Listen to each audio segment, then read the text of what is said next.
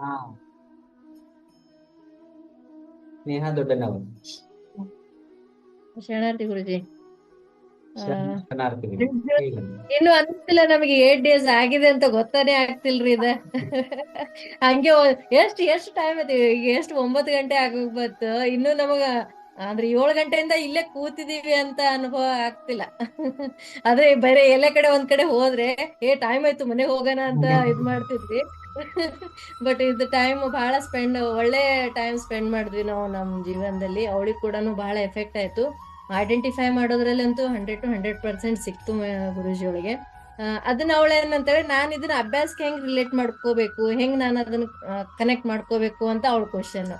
Connect ಮಾಡ್ಕೊಳ್ಳೋ ಅವಶ್ಯಕತೆನೇ ಇಲ್ಲ ನಿಂಗೆ. ಆಟೋಮೆಟಿಕಲಿ ಫೋಕಸ್ ಕಾನ್ಸಂಟ್ರೇಷನ್ ಎಲ್ಲ ಹೆಚ್ಚಿಗೆ ಆಗಿರುತ್ತೆ. ನೀನ್ ಬುಕ್ ಓದಿದ ತಕ್ಷಣ ಇಮಿಡಿಯೇಟ್ ಆಗಿ ನಿನಗೆ ಅದು ಓದಿರೋದು ನೆನಪುಳಿದ್ರೆ ಸಾಕು, ಮುಗ್ದೋಯ್ತು. ಅದು ಕನೆಕ್ಟ್ ಮಾಡ್ಕೊಳ್ಳೋ ಅವಶ್ಯಕತೆ ಇಲ್ಲ. ಇಲ್ಲೇ ಮಿಸ್ಟೇಕ್ ಆಗೋದು. ನೀನೇನ್ ಬ್ಲೈಂಡ್ ಬೋರ್ಡ್ ಆಕ್ಟಿವಿಟೀಸ್ ಮಾಡ್ತಿದ್ಯಲ್ಲ, ಯಾವ್ದಕ್ಕೋಸ್ಕರ ಮಾಡ್ತಿದ್ಯಾ ಗೊತ್ತಾ?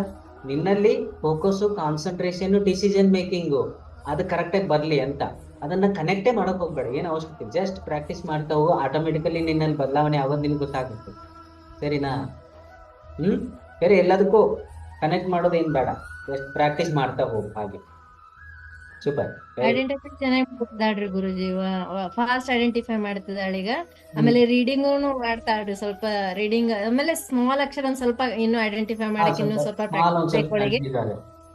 ದೊಡ್ಡ ಅಕ್ಷರಗಳನ್ನೆಲ್ಲ ಓದ್ತಾಳೆ. Thank you Guruji.